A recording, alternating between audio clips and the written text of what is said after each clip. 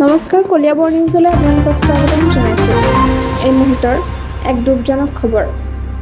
অকাল মৃত্যুৰে বিদায় লৈ গ'ল অসম চৰকাৰৰ শিল্পী পেঞ্চনাৰ কলিয়াবৰৰ গৰ্বিত সন্তান ভাবী শইকীয়া।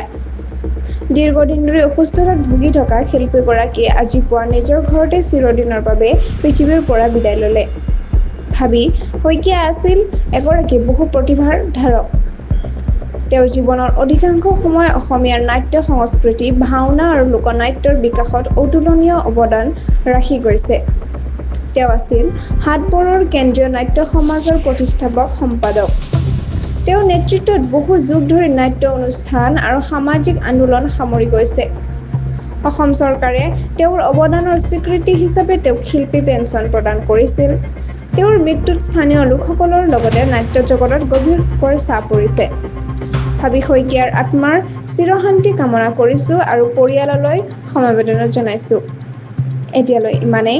সংযুক্ত হৈ থাকক কলিয়াবৰ নিউজ চেনেলটোৰ লগত। চেনেলটো লাইক, কমেণ্ট, শ্বেয়াৰ, ছাবস্ক্ৰাইব কৰিবলৈ নাপাহৰিব। লগতে কাষতে থকা বেল আইকনটো দবাবলৈ নাপাহৰিব। ধন্যবাদ।